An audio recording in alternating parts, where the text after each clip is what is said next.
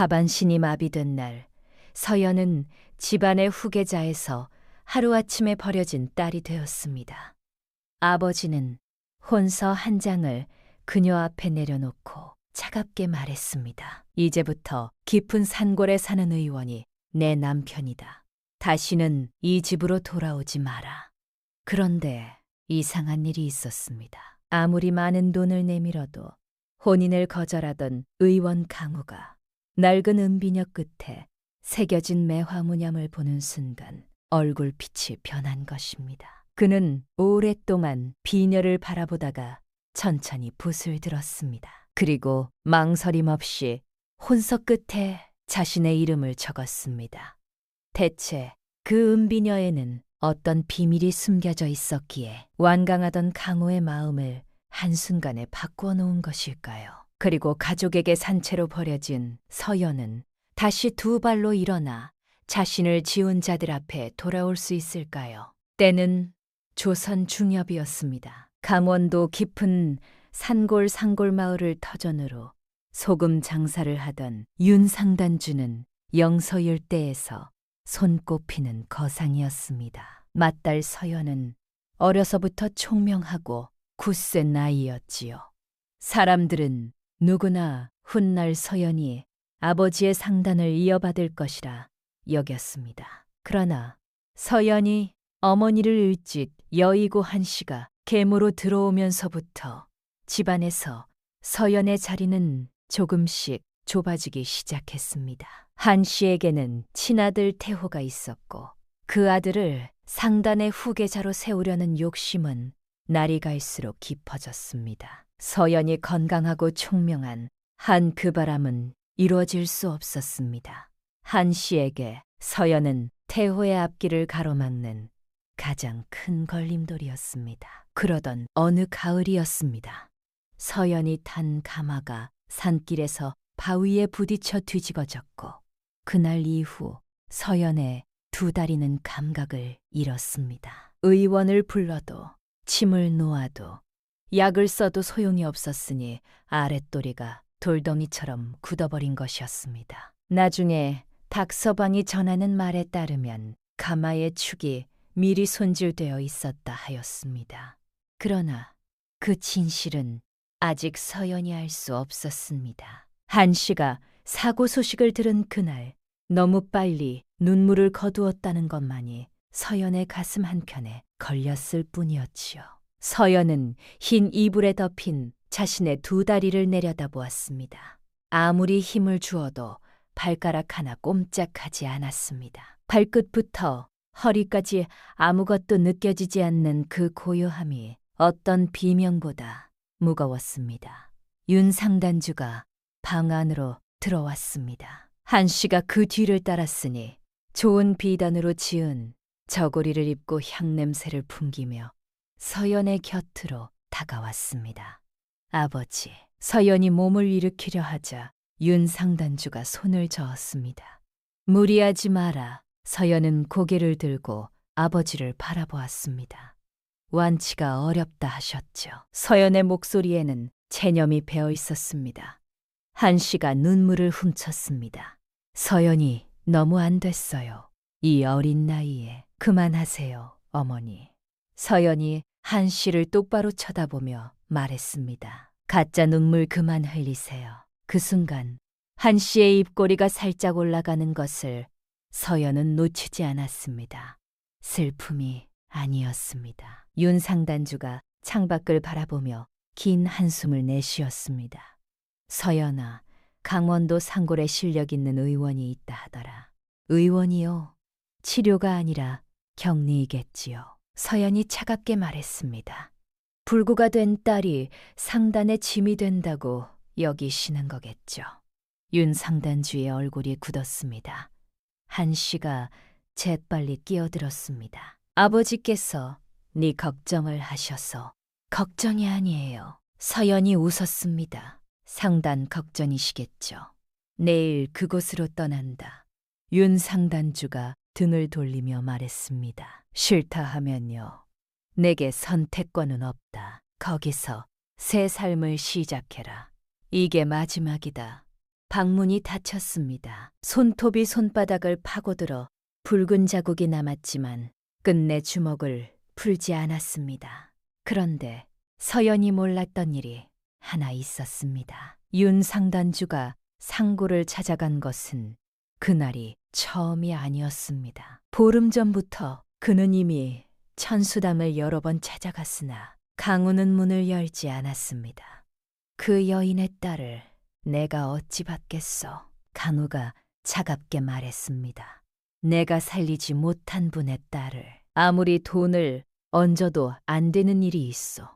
윤 상단주가 2번, 3번 찾아가도 가무는 끝내 마음을 열지 않았습니다. 마지막 날이었습니다. 윤 상단주가 품에서 낡은 보자기를 꺼내 문지방 앞에 조용히 내려놓았습니다. 보자기 안에는 작은 은비녀 하나가 들어 있었습니다. 끝에 매화 문양이 새겨진 비녀였습니다. 강우가 그것을 보는 순간 굳어있던 표정이 처음으로 흔들렸습니다. 그것은 서연의 어머니가 임종 자리에서 남편에게 당부하며 건넨 바로 그 비녀였습니다. 오래전 그 자리에 강우는 없었습니다.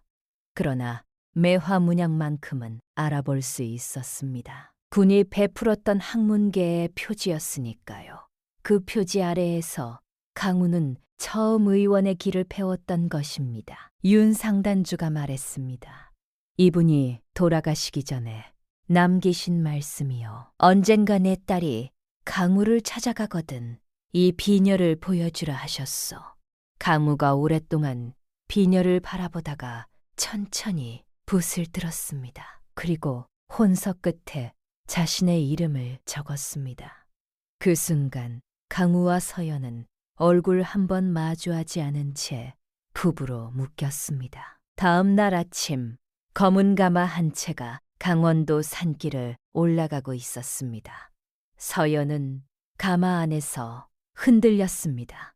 빗방울이 가마 지붕을 때리며 흘러내렸습니다. 서연이 몰랐던 것은 그 가마를 보내는 윤 상단주의 발이 끝내 그 자리를 떠나지 못하고 있었다는 것이었습니다. 그것이 죄책감인지 안도인지 서연은 알 길이 없었습니다. 그리고 훗날 밝혀지겠지만 윤 상단주 자신도 몰랐습니다. 여기서 내리시어. 가마꾼이 가마를 세우며 말했습니다.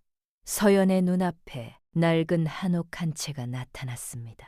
문패에는 천수당이라 적혀 있었습니다. 가마꾼이 서연을 마당으로 옮겨놓고 짐을 내려놓는 동안 한옥문이 열리며 한 남자가 나왔습니다. 키가 크고 어깨가 넓은 사내였습니다. 모는 멀리는 뒤로 묶었고 수염이 약간 자라 있었으며 흰 도포를 입고 있었으며 어딘가 거친 기운이 감돌았습니다. 가무가 마당에 놓인 서연을 내려다 보았습니다. 서연이 그 시선을 받으며 턱을 치켜 올렸습니다. 윤서연이요. 알고 있어. 강우의 목소리는 낮고 차가웠습니다. 오래 말을 아낀 사람의 목소리였습니다. 가마꾼이 물러나자 빗속에 2 사람만 남았습니다. 들어가시오. 강우가 짧게 말했습니다. 서연이 그의 얼굴을 올려다보았습니다. 처음 보는 사람이었습니다. 그러나 묘하게 낯설지 않은 눈빛이었습니다. 서연은 그 느낌의 이유를 아직 알지 못했습니다. 천수당 안은 생각보다 넓었습니다. 마루에는 각종 약초가 널려 말라가고 있었고 코를 찌르는 쓴 냄새가 가득했습니다. 천장에는 시커먼 약초 덩어리들이 줄에 매달려 있었습니다. 네 방이요. 강우가 작은 방문을 열어주었습니다. 방 안에는 낡은 자리와 작은 궤 하나뿐이었습니다. 창문 너머로는 깊은 산이 보였습니다. 뒷간은 북도 끝에 있어 밥은 하루 2번 새벽과 저물려 채 가무가 돌아서려 하자 서연이 물었습니다.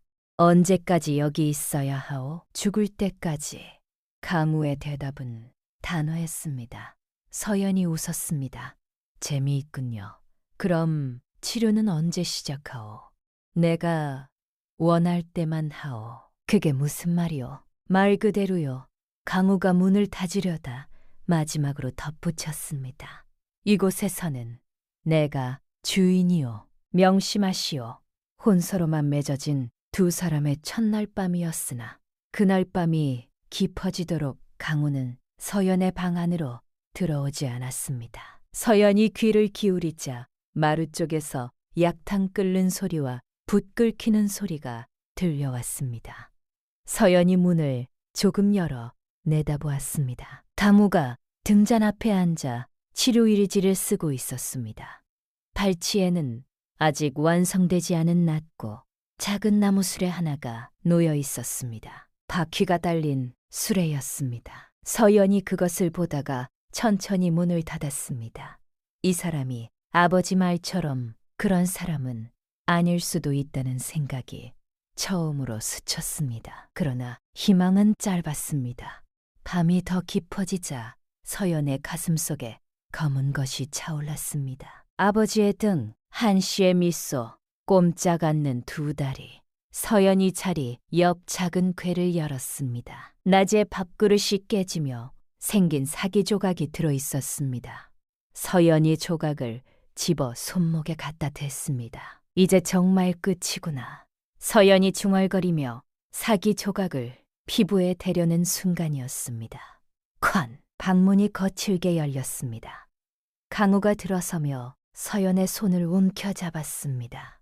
무엇을 하는 게요? 서연이 저항했으나 강우의 힘이 더 셌습니다. 강우가 사기 조각을 빼앗아 창밖으로 던졌습니다. 죽고 싶거든 나중에 죽으시오. 지금은 안 돼오. 강우가 품에서 무언가를 꺼냈습니다. 시커멀고 말린 풀뿌리 같은 것이었습니다. 강한 약초 냄새가 코를 찔렀습니다. 이게 무엇이오? 칠정초라 하오. 강우가 약초를 서연의 코앞에 들이밀었습니다. 이 산에서만 자라는 것이오. 혀를 돌리고 통증을 줄이는 데 쓰이지요. 서연이 강우를 쳐다보았습니다. 그것으로 내 다리가 낫는다는 것이오? 강우가 잠시 말이 없었습니다. 침묵이 이상했습니다. 내가 정한 치료를 끝까지 따르겠다고 약속하면 내 방법대로 해보겠소. 강우의 눈빛이 서늘했습니다. 내 방법이란 게 뭐요? 내일 아침에 알게 될 것이오. 강우가 주머니에서 긴 침을 꺼냈습니다. 서연의 허벅지 득점 혈자리를 손으로 찼더니 침을 깊숙이 꽂았습니다. 아! 서연이 비명을 질렀습니다. 몇 달 만에 처음 느끼는 감각이었습니다. 타는 듯한 통증이 다리를 휩쓸었습니다. 느껴지오? 강우가 침을 천천히 빼며 말했습니다. 이게 어찌 가능한 것이오? 서연이 다리를 짚으며 놀라워했습니다. 죽은 것이 아니오. 잠든 것뿐이오. 내일부터 산 위 약초밭에 올라가야 하오. 강우가 침을 정리하며 말했습니다. 그 나무 수레로요. 그렇소. 매일 오경 무렵에 나가 칠정초를 캐어오시오. 서연이 강우를 노려보았습니다. 미쳤소? 이 산골에서 수레를 끌고 산에 오르라 하오. 미쳤든 아니든 상관없어. 강우가 문 앞에서 돌아섰습니다. 하기 싫으면 평생 그 자리에 누워 썩으시오. 선택은 그대가 하는 것이오. 문이 닫혔습니다. 서연은 아직도 욱신거리는 다리를 짚으며 생각에 잠겼습니다. 분명히 감각이 있었습니다. 희망인가 아니면 새로운 지옥의 시작인가. 이튿날 오경 무렵 서연은 나무 수레를 끌고 집 앞에 나와 있었습니다. 수레는 낫고 바퀴가 달려 있었습니다. 강우가 직접 만든 것이었습니다. 강우가 나타나 말없이 산길을 가리켰습니다. 저기까지 혼자 가라는 것이오. 그렇소. 칠정초는 산 중턱 약초밭에 있어. 서연이 수레바퀴를 굴렸습니다. 진흙길이 바퀴를 빨아들였습니다. 몇 번이나 엎어질 뻔했으나 서연은 이를 악물고 계속 올라갔습니다. 마을 사람들이 창문 너머로 서연을 훔쳐보았습니다. 여인은 뭘 하는 게야. 한양서 온 부잣집 딸이라더만. 금순 할미가 혀를 찼습니다. 의원 집에서 밤새 비명 소리가 들렸어. 뭔가 심상치 않다니까. 서연은 온몸이 흙투성이가 되어서도 계속 올라갔습니다. 손바닥이 터지고 피가 났습니다. 그래도 멈추지 않았습니다. 한 시진 남짓이나 산 중턱에 다다랐습니다. 작은 약초밭이 있었고 이슬이 맺힌 칠정초들이 자라고 있었습니다. 서연이 떨리는 손으로 칠정초를 한 움큼 뜯었습니다. 그 순간 기진맥진해진 몸이 수레에서 미끄러져 땅바닥에 쓰러졌습니다. 서연이 신음을 내며 정신을 잃어갔습니다. 강우가 나타나 쓰러진 서연을 안아들었습니다. 서연이 희미한 의식으로 중얼거렸습니다. 이런 미친놈. 강우가 서연을 방으로 데려가 자리에 눕히고 지식인 칠정초를 조심스럽게 다리에 발랐습니다. 그때 서연의 발가락 끝이 차가운 기운을 느끼듯 미세하게 떨렸습니다. 가무의 눈이 가늘어졌습니다. 시작되었구나. 강우가 창밖비를 바라보며 혼자 말했습니다. 서연의 비명소리가 산골을 가득 채우는 나날이 이어졌습니다. 오경 무렵부터 시작되는 지옥 같은 하루가 되풀이되었습니다. 손가락 사이가 찢어져 피가 흘러도 진흙이 얼굴에 튀어도 서연은 멈추지 않았습니다. 여론이 지날 무렵이었습니다. 금순 할미가 산길 초입에 보자기 하나를 두고 갔습니다. 안에는 따뜻한 밥 한 그릇이 들어 있었습니다. 서연이 그것을 발견하고 한참을 바라보았습니다. 아무 말도 없었지만 무언가가 가슴을 채웠습니다. 강우는 천수당 처마 아래에서 팔짱을 끼고 서연을 지켜보았습니다. 그의 표정에는 어떤 감정도 드러나지 않았습니다. 그러나 밤마다 치료 일지에는 짧은 문장들이 쌓여갔습니다. 사흘째 산에 오르는 것을 포기하지 않음. 일회째 칠정초에 반은 보임.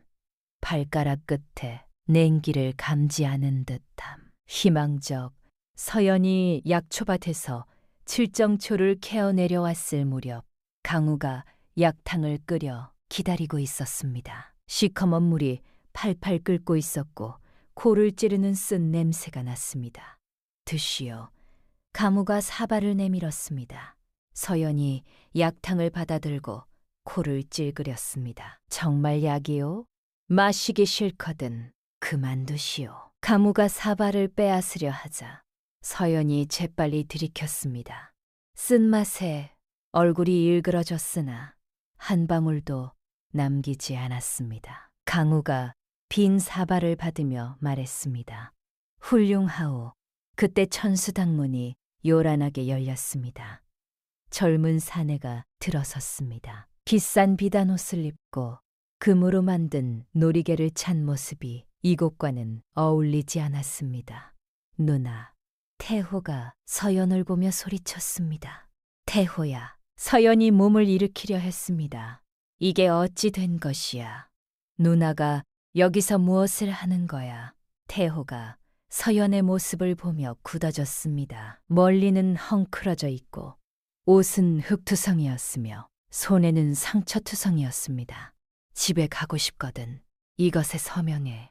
태호가 문서를 꺼내며 말했습니다. 뭔데? 가산과 상단의 모든 결리를 포기한다는 문서야. 이것에 서명하면 한양으로 데려가 주겠어. 서연이 문서를 풀었습니다. 어차피 누나는 이미 끝난 거잖아. 다리도 못 쓰는데 무엇을 더 바라는 거야. 태호가 붓을 내밀었습니다. 서연이 붓을 받아들었습니다. 그리고 그 붓을 태호의 얼굴에 던졌습니다. 미쳤어. 태호가 붓을 맞으며 소리쳤습니다. 미친 건 너야. 내가 왜 내게 무릎을 꿇어야 해. 서연이 몸을 앞으로 기울이며 말했습니다. 태호가 화가 나서 서연의 수레를 발로 찼습니다. 수레가 뒤로 밀려나며 서연이 넘어질 뻔했습니다. 그때 강우가 나타났습니다. 태호의 손목을 비틀어 잡으며 무릎 꿇게 했습니다. 태호가 아파하며 소리쳤습니다. 내 환자에게 손대는 자는 누구든 가만두지 않겠소. 강우의 목소리가 얼음처럼 차가웠습니다. 다시는 이곳에 나타나지 마시오. 강우가 태호를 밖으로 밀쳐냈습니다. 태호가 엉덩방아를 찍으며 일어났습니다. 기억해 두어라. 너희 둘 다. 태호가 주머니에서 엽전 묶음을 꺼내 바닥에 던졌습니다. 이거나 주워 먹어라.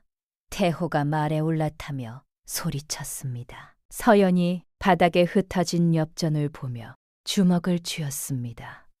그리고 엽전을 하나하나 집어 흙 속에 파묻었습니다. 며칠 뒤 한양으로 돌아온 태호는 보지 말았어야 할 것을 보았습니다. 어미 한 씨가 닥서방의 행방을 수소문하는 자들에게 이렇게 명하는 것을 들은 것입니다. 박철민이 입을 열면 우리가 끝이야. 찾는 즉시 없애버려. 태호의 발이 멈추었습니다. 어미가 누군가를 죽이라 명하는 것이었습니다. 그날 밤 태호는 다시 말에 올랐습니다. 이번에는 전수당이 아니라 가마꾼들이 숨어 있다는 곳으로 향했습니다. 누나의 사고에 관한 진실을 직접 확인하기 위해서였습니다. 계곡 치료가 시작된 것은 그 무렵이었습니다.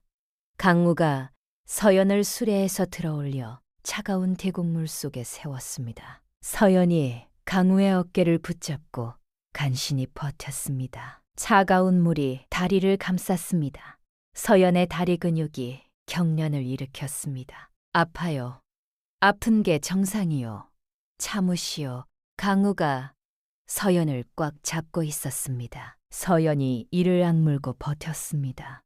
물에 서 있는 시간이 늘어날수록 다리에서 느끼는 감각이 조금씩 강해졌습니다. 무릎 아래가 차갑다는 것을 느낄 수 있었습니다.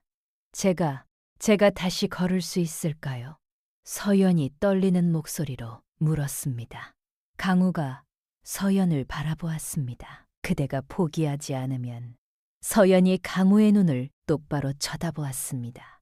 그 눈빛에서 처음으로 따뜻한 무언가가 느껴졌습니다. 절대 포기하지 않겠소. 서연이 단단한 목소리로 말했습니다. 그럼 됐소. 그때 금순 할미가 달려왔습니다. 아가씨, 강 선생님의 내력을 아시오? 금순 할미가 숨을 몰아쉬며 물었습니다. 무슨 뜻이오? 서연이 되묻자 금순 할미가 목소리를 낮추었습니다. 강 선생님은 전해감에서 수학하고 한양에서 마비와 풍증을 다스리기로 이름난 의원이었다 하오. 그런데 어느 날 큰 가문의 부인을 살리지 못한 뒤 자취를 감추었다는 소문이 있었어. 강우의 얼굴이 굳었습니다. 그만하시오. 강우가 서연을 수레에 태우며 말했습니다. 그 가문 부인이 혹시 금순 할미가 서연을 힐끗 보며 말하려 했습니다. 돌아갑시다. 강우가 수레를 끌며 자리를 떠났습니다. 돌아가는 길 내내 두 사람은 말이 없었습니다. 천수당에 도착해서야 서연이 입을 열었습니다. 제 어머니였나요? 무슨 말이요? 선생님이 치료하셨다는 그 부인, 제 어머니였죠. 강우가 뒤돌아보지 않고 말했습니다. 상관없는 일이요. 상관없다 하시오. 제 어머니를 선생님이 치료하셨다는 것이잖소. 서연이 목소리를 높였습니다. 강우가 돌아섰습니다. 그의 눈빛이 차가웠습니다. 내가 살리지 못했어. 그것이 사실이요. 왜요? 어찌하여 살리지 못하셨어? 강우가 대답하지 않았습니다. 대답해 주시오. 방해가 있었소. 강우가 짧게 말했습니다. 치료하는 자리에 들어와서는 안 될 자가 들어왔어. 한 씨가 방해한 것이죠. 강우의 발걸음이 멈추었습니다. 그의 눈에 오래된 분노가 타오르고 있었습니다. 그대를 다시 걷게 하는 것이 그분께 진 은혜를 갚는 길이요. 강우가 서연을 똑바로 바라보며 말했습니다. 그러니 포기하지 마시오. 서연의 눈에 눈물이 맺혔습니다. 그러나 울지 않았습니다. 대신 더 단단한 눈빛으로 강우를 바라보았습니다. 네, 절대 포기하지 않겠소. 강우가 서연에게 다가가 침을 놓았습니다. 이번에는 서연이 비명을 지르지 않았습니다. 그저 이를 악물고 버텼을 뿐이었습니다. 날밤 강우가 혼자 등잔 앞에 앉아 치료일지를 펼쳤습니다. 서연이 잠든 것을 확인한 뒤에야 붓을 들었습니다. 서연의 어머니를 구하지 못한 것이 평생의 죄다. 서연을 다시 걷게 하는 것이 그분께 진 은혜를 갚는 길이다. 서연이 포기하지 않는 한 나도 포기하지 않겠다. 강우가 붓을 내려놓고 창밖을 바라보았습니다. 빗소리만이 천수당을 가득 채우고 있었습니다. 그리고 나중에 서연이 알게 되는 일이지만 치료일지 맨 앞장에는 강우의 글씨가 아닌 다른 글씨가 오래전부터 적혀 있었습니다. 과랜 먹빛으로 쓰인 그 글씨는 강우의 스승무의 대사의 것이었습니다. 강우가 처음 천수당을 찾아왔던 날, 무의 대사는 제자의 도포 안쪽에 새겨진 매화 문양을 보았습니다. 전해감에서 수학하기 전에 어느 부인의 학문계에서 뒷바라지를 받았다는 것을 무의 대사는 그렇게 알았습니다. 그리고 그 부인에게는 딸이 있다는 것도. 대사는 그날 일지 맨 앞장에 이렇게 적었습니다. 그 여인의 은혜를 갚을 날이 오거든 두려워 도망치지 말거라. 글씨가 일지 안에서 강우를 오랫동안 기다리고 있었습니다. 그날 밤이었습니다. 담장 너머에서 발소리가 들렸습니다. 서연이 창문으로 다가가 밖을 내다보았습니다. 문옷을 입은 자들이 천수당 주변을 둘러싸고 있었습니다. 서연이 급히 강우의 방으로 향했습니다. 선생님, 밖에 이상한 자들이. 그때 대문 쪽에서 다른 소리가 들렸습니다. 누군가 담장을 박차고 안으로 넘어오는 소리였습니다. 피투성이가 된 사내가 마당으로 비틀거리며 들어왔습니다. 박서방님, 서연이 사내를 알아보며 소리쳤습니다. 박서방은 서연 어머니의 오랜 측근이었습니다. 아가씨, 박서방이 서연을 보며 안도의 한숨을 내쉬었습니다. 그의 옷은 찢어져 있었고 얼굴에는 멍자국이 가득했습니다. 아가씨, 이것을 받으시오. 박서방이 품에서 작은 비단 주머니를 꺼냈습니다. 부인의 죽음과 아가씨의 사고의 진실이 들어있어. 각서방이 떨리는 손으로 비단 주머니를 건넸습니다. 주머니 안에는 서찰 뭉치와 인주가 찍힌 문서들이 들어있었습니다. 강우가 나타나 박서방의 상처를 살폈습니다. 그 순간 대문이 쾅하고 부서졌습니다. 검은 도포를 입은 자들이 몰려들어왔습니다. 박철민을 넘기시오. 앞장선 자가 소리쳤습니다. 강우가 박서방을 뒤로 감추며 앞으로 나섰습니다. 사내가 강우를 밀치려 했습니다. 강우가 침을 꺼내 사내의 급소를 찔렀습니다. 사내가 비명을 지르며 주저앉았습니다. 그러나 강우는 혼자였고 상대는 여럿이었습니다. 강우가 시간을 끄는 동안 서연이 박서방을 방으로 피신시켰습니다. 아가씨, 이 서찰 뭉치는 반드시 지키시오. 그 안에 모든 진실이 박서방이 말하려던 순간 방문이 부서지며 사내가 들어왔습니다. 서연이 수레로 사내의 다리를 들이받았습니다. 으악, 사내가 넘어지며 소리쳤습니다. 서연이 재빨리 서찰 뭉치를 치마 속에 숨겼습니다. 강우가 피투성이가 된 채 방으로 들어왔습니다. 그의 등에는 깊은 상처가 있었고 피가 계속 흘렀습니다. 박서방은 내가 데려가겠소. 강우가 박서방을 부축하며 말했습니다. 안 돼요. 선생님이 더 다치시오. 서연이 말렸습니다. 그때였습니다. 바깥에서 불냄새가 번져왔습니다. 동쪽 처마에서 불길이 치솟고 있었습니다. 한시가 보낸 자들이 천수당에 불을 지른 것이었습니다. 강우가 박서방을 부축하며 서연의 수레를 끌고 바깥으로 뛰어나갔습니다. 불길이 삽시간에 번졌습니다. 남아있던 자들이 출구를 막으려 했습니다. 강우가 버티는 동안 박서방이 남은 힘을 다해 서연의 수레를 밀며 담장 쪽으로 향했습니다. 그 순간 불타는 대들보가 강우의 어깨를 덮쳤습니다. 악! 강우가 비명을 지르며 마당으로 굴러떨어졌습니다. 선생님, 서연이 절규하며 강우에게로 기어갔습니다. 강우가 마당 쥐능 위에 쓰러져 있었습니다. 의식을 잃은 채 피를 흘리고 있었습니다. 선생님, 깨어나시오. 서연이 울부짖으며 강우의 이름을 불렀습니다. 그 순간 서연의 두 다리에서 뜨거운 무언가가 솟아올랐습니다. 분노와 절망이 뒤섞인 감정이 오랫동안 잠들었던 신경을 뒤흔들었습니다. 서연이 떨리는 다리로 천천히 일어섰습니다. 두 발로 다리가 후들거렸습니다. 쓰러질 것 같았습니다. 그러나 분명 두 발로 서 있었습니다. 불을 지른 자가 서연 쪽으로 다가왔습니다. 아직 살아있나? 서연이 바닥에 떨어진 나무 기둥을 집어들었습니다. 서연이 있는 힘을 다해 기둥을 사내의 멀리에 내리쳤습니다. 사내가 바닥에 쓰러졌습니다. 다리에 힘이 풀린 서연은 두 손으로 땅을 짚고 강우에게 기어갔습니다. 두 발로 선 것은 그 몇 초뿐이었습니다. 다리가 다시 말을 듣지 않았습니다. 그러나 서연은 알았습니다. 잠들었을 뿐이라는 것을. 선생님, 죽으면 안 돼요. 서연이 강우의 손을 잡으며 눈물을 흘렸습니다. 강우가 희미하게 눈을 떴습니다. 서연아.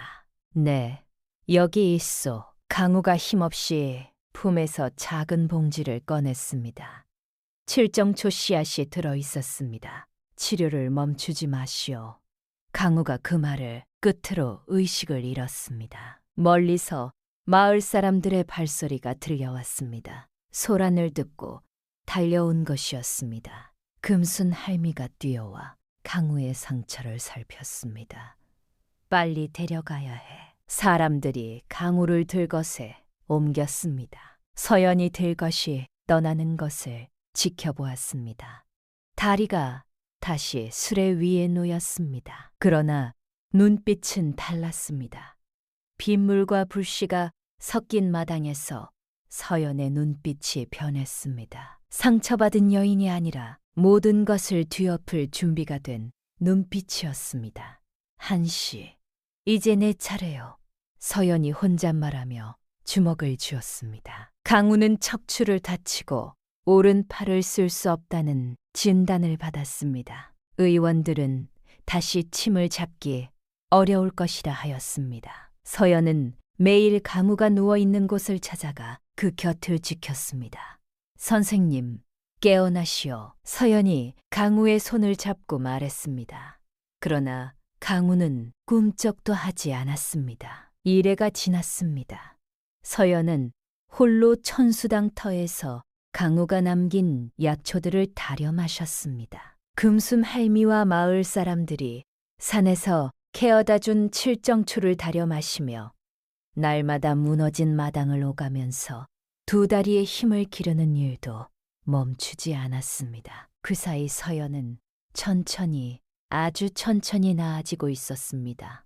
불길 속에서 잠깐 일어섰던 두 다리가 다시는 그 감각을 완전히 잊지 않았습니다. 수레에서 내려 두 손으로 땅을 짚고 무릎으로 기어가는 것이 가능해졌습니다. 무릎을 세워 몸을 반쯤 일으킬 수 있게 되었습니다. 그것으로 충분했습니다. 지금은 아가씨, 어느 날 아침 낡은 승복을 입은 늙은 스님이 천수당 터를 찾아왔습니다. 누구시오? 서연이 물었습니다. 무의라 합니다. 강우의 스승이지요.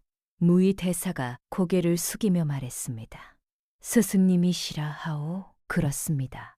강우가 불을 당하기 전에 이미 제게 전가를 보냈소이다. 머지않아 큰일이 날 것 같으니 서둘러 오시라고. 강우가 미리 알고 있었던 것입니다. 무의 대사가 서연의 다리를 살폈습니다. 강우가 시작한 치료를 제가 마저 해드리겠습니다. 다만 더 아플 것입니다. 견딜 수 있겠소. 서연이 고개를 끄덕였습니다. 무엇이든 견딜 수 있어. 치료는 거칠었습니다. 강우보다 더 굵은 침이 다리 깊숙이 꽂혔고 서연의 비명이 상골 전체에 울렸습니다. 뼈가 부서지는 것 같은 고통이었지만 서연은 이를 악물고 버텼습니다. 한 시즌이 지나고 또 한 시즌이 지났습니다. 치료가 끝날 무렵 서연은 무의 대사의 부축을 받아 일어섰습니다. 발끝에서 정수리까지 온몸이 떨렸습니다. 그러나 두 발로 서 있었습니다. 서연이 한 걸음, 두 걸음 걸었습니다. 비틀거렸습니다. 무의 대사가 서연에게 두꺼운 책자 하나를 건넸습니다. 이것은 강우의 치료일지입니다. 아가씨에 대한 기록이 모두 적혀 있어. 그런데 맨 앞장을 먼저 보시오. 서연이 책자를 펼쳤습니다. 앞장에는 바램 먹빛으로 쓰인 오래된 글씨가 있었습니다. 여인의 은혜를 갚을 날이 오거든 두려워 도망치지 말거라. 서연이 고개를 들어 무의 대사를 바라보았습니다. 대사님이 쓰신 것이오. 무의 대사가 조용히 고개를 끄덕였습니다. 강우가 처음 이곳에 왔을 때 적었소이다. 이 아이가 언젠가 그 은혜를 갚아야 할 날이 올 것임을 알았습니다. 다만 그것이 이런 방식일 줄은 몰랐지요. 서연이 계속 책자를 읽어 나갔습니다. 사흘째 산에 오르는 것을 포기하지 않음. 일회째 출정초에 반응 보임. 발가락 끝에 냉기를 감지하는 듯함. 그리고 맨 마지막 장에 적힌 문장. 서연의 어머니를 구하지 못한 것이 평생의 죄다. 서연을 다시 걷게 하는 것이 그분께 진 은혜를 갚는 길이다. 서연이 포기하지 않는 한 나도 포기하지 않겠다. 서연의 눈에 눈물이 맺혔습니다. 가무는 진심으로 아가씨를 치료했습니다. 무의 대사가 말했습니다. 이제 아가씨 차례입니다. 제 차례요. 가무를 구할 차례 말입니다. 서연은 무의 대사와 함께 강우가 누운 곳으로 가 밤낮으로 그의 곁을 지켰습니다. 사흘째 되던 날 강우가 마침내 눈을 떴습니다. 오른팔은 아직 움직이지 않았으나 목숨에는 지장이 없었습니다. 며칠 뒤 서연이 천수당터로 돌아와 있을 때 바깥에서 사람의 발소리가 들렸습니다. 안경을 낀 마른 서생이 보따리를 메고 찾아왔습니다. 아가씨, 서생이 서연을 보며 놀랐습니다. 걸으실 수 있게 되셨군요. 네, 많이 좋아졌소. 서연이 말했습니다. 서생은 서연이 어릴 적 상단의 장부위를 거들던 글방 아이였으니 이제는 문서와 숫자를 다루는데 능한 젊은이가 되어 제필이라 불렸습니다. 아가씨, 제필이 보따리를 열며 말했습니다. 몰래 빼돌린 돈을 적은 비밀 장부 원본을 손에 넣었어. 제가 예전에 윤씨 상단 장부를 관리한 적이 있었지요. 그 연줄로 창고지기를 설득하였어. 장부에는 한 씨가 상단에서 빼돌림 거래처와 은닉 재산 기록이 빼곡히 적혀 있었습니다. 그런데 이것만이 아니요. 제필이 다른 문서를 펼쳤습니다. 아가씨, 상단 어른들과 행수들을 모아 후계자를 결정하는 자리가 곧 열린다 하오. 한 씨가 아가씨를 사망한 것으로 꾸민 문서까지 만들어 놨어. 서연의 얼굴이 굳었습니다. 언제요? 보름 뒤 정일이요. 제가 장부와 증거를 확인해야 한다는 이유를 들어 후계자를 정하는 자리를 보름 뒤로 미루게 하였소. 서연이 생각에 잠겼습니다. 그런데 아가씨, 제필이 조심스럽게 말을 이었습니다. 그 자리에서 아가씨가 이기려면 장부만으로는 부족합니다. 한씨가 직접 서명한 밀서가 필요하오. 서연이 박서방에게서 받은 서찰 뭉치를 꺼냈습니다. 이것이 있어. 제필이 서찰을 살펴보았습니다. 그의 눈이 가늘어졌습니다. 인주가 찍혀 있어 이것으로 충분합니다. 그때였습니다. 태호가 천수당 터를 찾아왔습니다. 얼굴은 창백하였고 눈 아래 그늘이 깊었습니다. 서연이 차갑게 바라보았습니다. 또 무슨 일이요? 태호가 품에서 문서 하나를 꺼냈습니다. 손이 떨리고 있었습니다. 이것을 가져왔어. 서연이 문서를 받아들었습니다. 가마 사고 다닐 가마꾼들에게 지불된 돈의 출처가 적혀 있었습니다. 한씨가 직접 서명한 문서였습니다. 서연이 굳었습니다. 이것을 왜 가져온 것이오? 태호가 고개를 떨고 왔습니다. 나도 처음엔 몰랐어. 진짜로. 그러나 어미가 박서방을 없애라고 명하는 걸 들었어. 그때 처음 알았어. 어미가 단순히 누나를 쫓아낸 게 아니라는 걸.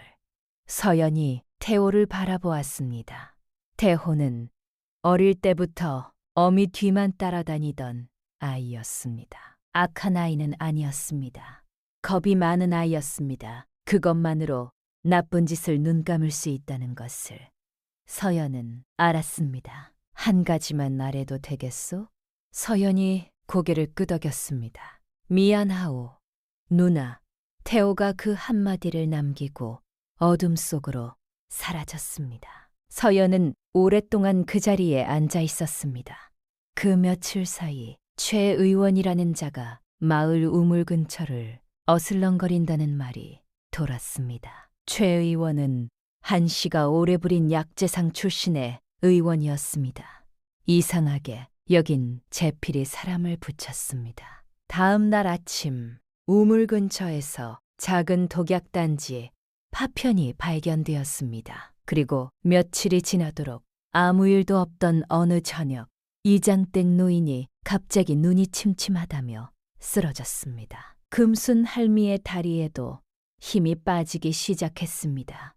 같은 우물에서 물을 기른 이들이었습니다. 우물에 독이 들어간 것이었습니다. 서연이 지팡이를 짚고 급히 마을로 향했습니다.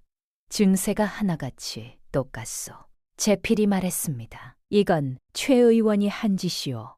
천수당의 약 때문에 마을 사람들이 병들었다는 소문을 퍼뜨려 강우와 서연을 함께 매장하려는 계략이요. 한씨의 손이 아직 이곳에 닿아 있는 것입니다. 관아의 군졸들이 마을로 들어왔습니다. 삼배로 얼굴을 가린 군졸들이 내렸습니다. 역병 의심 지역이요. 이 일대를 봉쇄하겠소. 군관이 목청을 높여 외쳤습니다. 서연이 군관에게 다가갔습니다. 저는 윤씨 상단의 후계자 윤서연이요. 무슨 근거로 마을을 막는 것이요? 관아에서 역병이 번질 수 있으니 출입을 막으라 명하였어. 군관이 대답했습니다. 서연은 더 따지지 않았습니다. 지금 필요한 것은 군졸과 맞서는 일이 아니라 병의 근원을 밝히는 것이었습니다. 역병이 아니라 독이요. 그리고 그 독을 누가 심었는지 밝혀내겠소. 서연이 말하자 제필이 조용히 고개를 끄덕였습니다. 그는 이미 최 의원의 행적과 우물가에서 발견된 독약단지 조각을 적은 고발장을 이웃 고을 관아에 보내둔 뒤였습니다. 강우가 밤사이 봉쇄선을 몰래 넘어왔습니다. 아직 오른팔을 완전히 쓸 수 없었지만 서연이 위험하다는 소식을 듣고 온 것이었습니다. 둘은 환자들을 살피며 독이 성분을 추적하기 시작했습니다.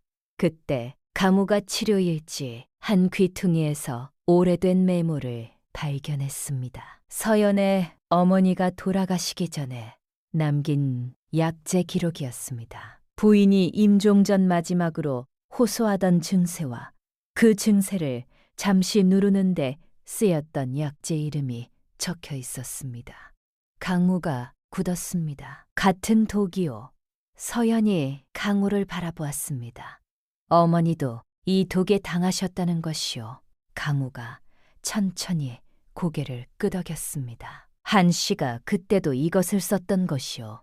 그러나 그 기록에는 마지막에 이런 글이 있었습니다. 백선피와 산초뿌리를 각각 달여 섞으면 독을 누를 수 있다. 그러나 마지막 한 가지가 없어 완성하지 못하였다. 서연의 어머니가 완성하지 못한 처방이었습니다. 강무가 한참을 생각했습니다. 마지막 한 가지. 그러나 그것이 무엇인지는 강우도 끝내 알아내지 못하고 있었습니다. 서연. 강우가 낮게 그녀의 이름을 불렀습니다. 서연이 고개를 들었습니다.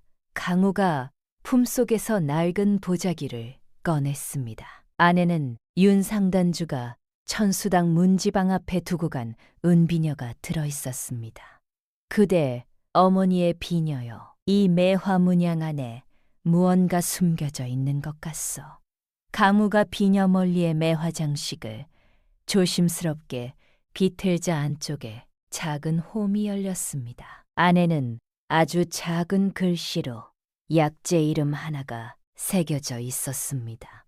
오미자 컵질. 서연이 떨리는 목소리로 읽었습니다. 강우가 눈을 감았다가 천천히 떴습니다. 그것이요.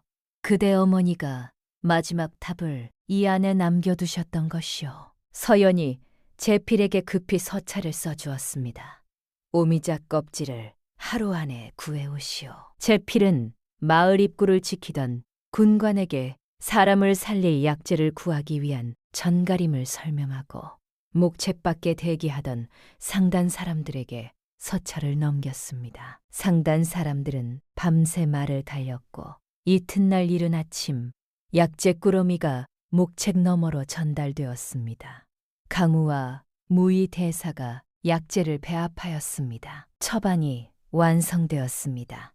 서연의 어머니가 완성하지 못하고 세상을 떠난 처방이 마침내 그 딸의 손을 거쳐 완성된 것이었습니다. 금순 할미가 가장 먼저 약을 받았습니다. 반 시즌 후 할미가 눈을 떴습니다. 보인다. 금순 할미가 소리쳤습니다. 다리도 움직여요. 서연이 할미를 안았습니다. 독을 마신 마을 사람들이 차례로 치료를 받았습니다. 이틀이 지나자 모두가 회복되었습니다. 최 의원은 마을을 빠져나가려다 이웃 고을 관아에서 보낸 포교들에게 붙잡혔습니다. 제필이 미리 보낸 고발장을 확인한 관아에서 최 의원이 달아날 길목마다 포교를 배치해 두었던 것입니다. 최 의원이 자백하였습니다. 한 씨가 일이 틀어질 경우를 대비하여 미리 내려둔 밀명을 따른 것이라 하였습니다. 제필이 그 자백서를 손에 넣었습니다. 이제 패가 완성되었습니다. 후계자를 결정하는 자리, 당일 아침이었습니다. 상단의 어른들과 행수들, 그리고 상단에 오래 몸을 담아온 관리들이 사랑치에 모여들었습니다. 한 씨는 흰 소복을 입고 눈물을 훔치며 상석에 올라섰습니다. 어른들, 오늘은 매우 슬픈 소식을 전해드려야 하겠습니다.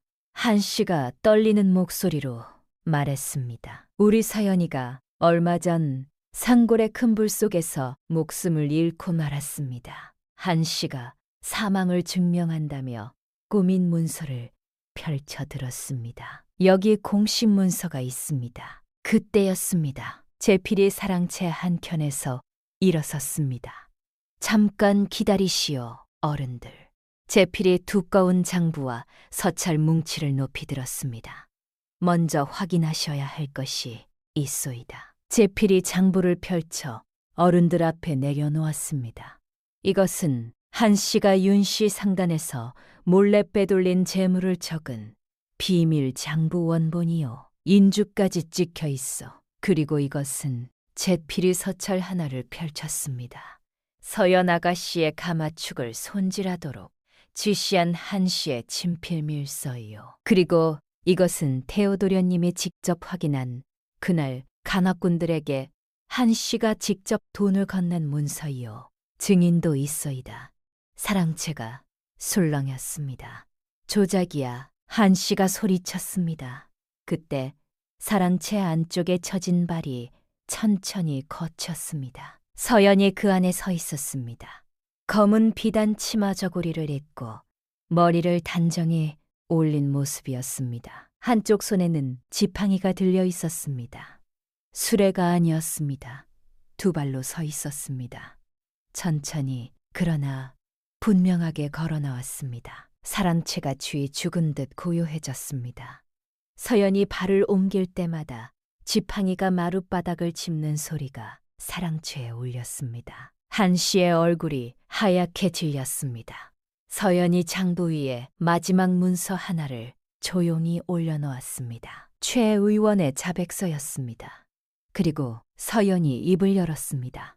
어른들, 제가 윤서연이요. 저는 죽지 않았어. 여기 4가지 증거가 있어. 비밀 장부, 가마축을 손질하라 지시한 밀서, 가마꾼들에게 돈을 건넨 기록, 그리고 최 의원의 자백이요. 이것으로도 부족하다 하시겠소. 한씨가 입을 열었습니다. 그건 서연이 말을 자르지 않았습니다. 저 한 발자국 앞으로 걸어 나왔습니다. 지팡이를 짚은 한 걸음이었지만 어떤 말보다 무거웠습니다. 관아의 포교들이 들어왔습니다. 한씨는 살인 미수와 재물 은닉 혐의로 포박하겠어. 포교가 포승을 꺼냈습니다. 안 돼. 이건 조작이라고 한씨가 발악했습니다. 포교들이 한씨를 끌고 나갔습니다. 서연아, 이런 일 해놓고 잘 될 줄 알아? 한씨의 외침이 멀어져 갔습니다. 사랑채가 조용해졌습니다. 상단의 어른들이 서연을 바라보았습니다. 서연 아가씨, 이제 어찌 하실 것이오? 한 행수가 물었습니다. 저는 윤씨 상단의 정당한 후계자이요. 서연이 당당하게 말했습니다. 한씨의 모든 잘못을 바로잡고 이 상단을 제자리로 돌려놓겠어. 어른들이 차례로 고개를 끄덕였습니다. 서연 아가씨, 우리가 따르겠소. 자리는 만장일치였습니다. 그날 저녁 서연이 혼자 한 채에 앉아 있을 때 문에 기척이 있었습니다. 들어오시오. 강우가 들어왔습니다. 그의 오른팔은 아직 완전히 움직이지 않았습니다. 두 사람이 나란히 창밖을 바라보았습니다.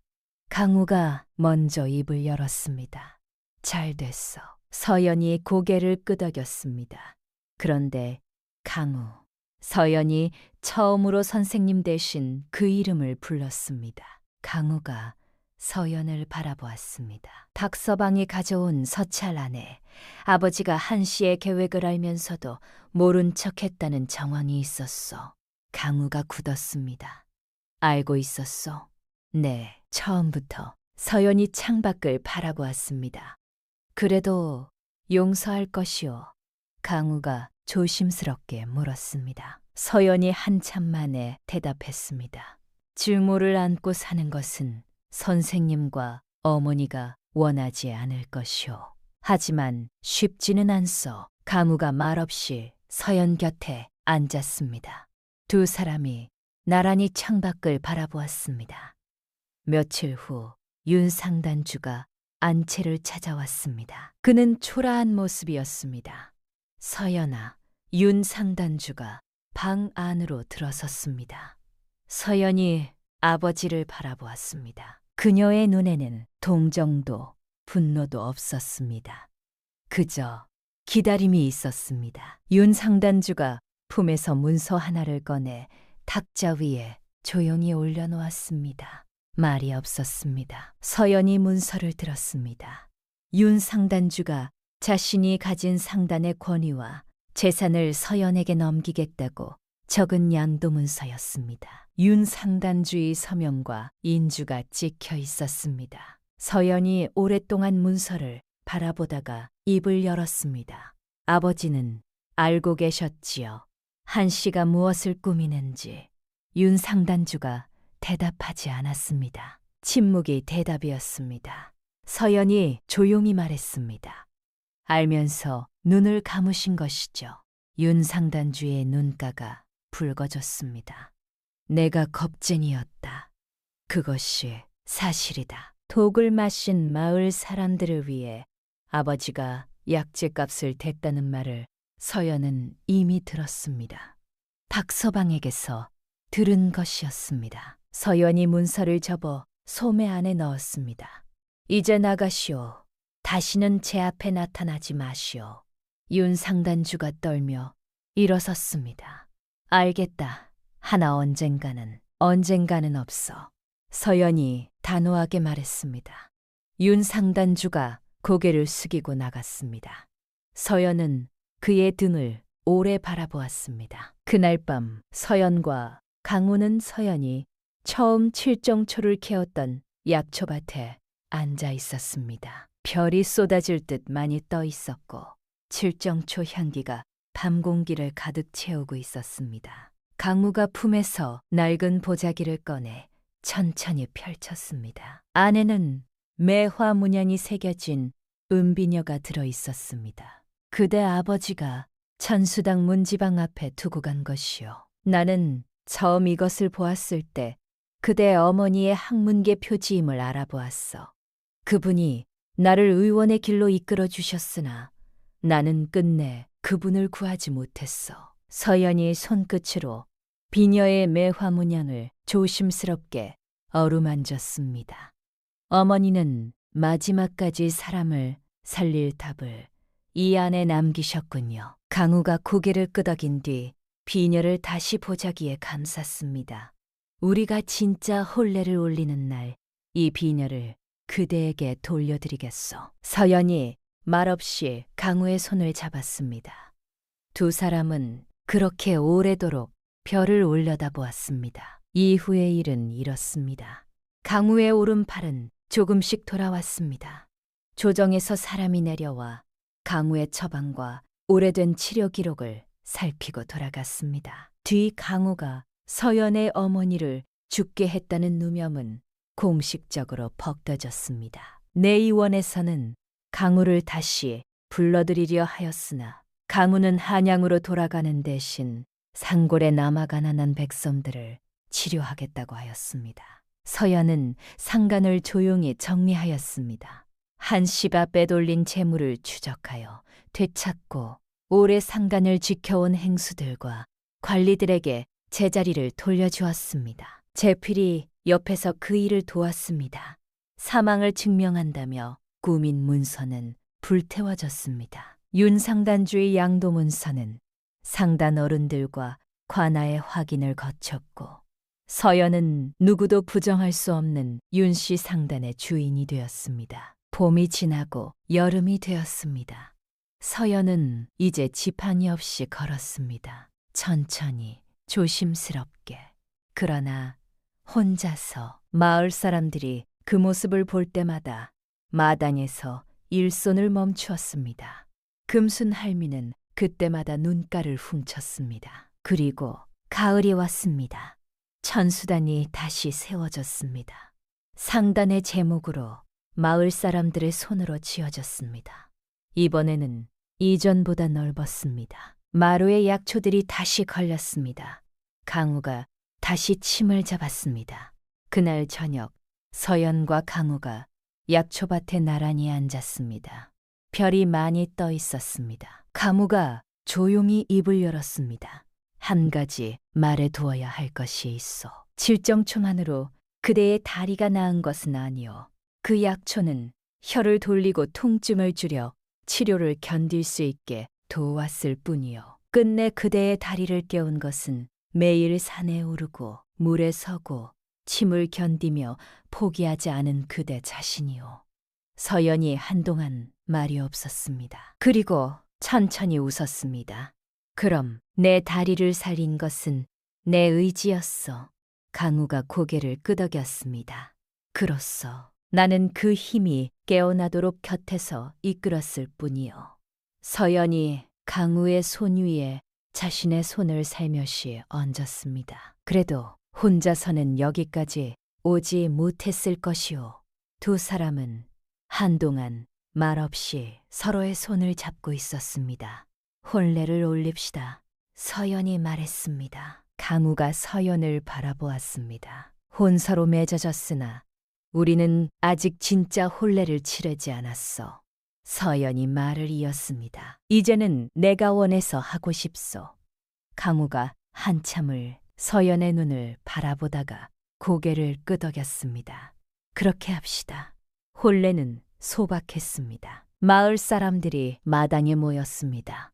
금순 할미가 자리를 깔고 음식을 준비했습니다. 제필이 두 사람의 혼례를 알리는 축문을 썼습니다. 이번 혼례는 누구의 강요도 아닌 두 사람의 선택이었습니다. 두 사람이 나란히 앉아 서로를 바라보며 술잔을 나누었습니다. 무의 대사가 멀리서 그 모습을 바라보며 고개를 끄덕였습니다. 혼례가 끝나고 사람들이 돌아간 자리에서 강우가 품에서 무언가를 꺼냈습니다. 은비녀였습니다. 매화문양이 새겨진 서연의 어머니가 남긴 그 비녀였습니다. 이것은 그대 것이요. 강우가 서연의 멀리에 비녀를 꽂아주었습니다. 서연이 눈을 감았다가 떴습니다. 어머니가 보고 계실까요? 강우가 밤하늘을 바라보았습니다. 당연히 보고 계실 것이오. 이렇게 웃는 얼굴로 서연과 강우의 발자국이 흙길에 나란히 찍혔습니다. 같은 방향을 향해 걸어가는 두 사람의 발자국이었습니다. 별이 가득한 하늘 아래 작은 불빛들이 따뜻하게 빛나고 있었으니 그 불빛 속에서 진정한 사랑을 찾은 두 사람이 영원히 행복하게 살아갔더라 하였습니다. 사람을 무너뜨리는 것은 다친 몸이 아니라 곁에 있는 이를 쓸모없다며 버리는 마음이었습니다. 윤서연은 버려졌으나 무너지지 않았고 강우는 도망쳤으나 끝내 돌아왔습니다.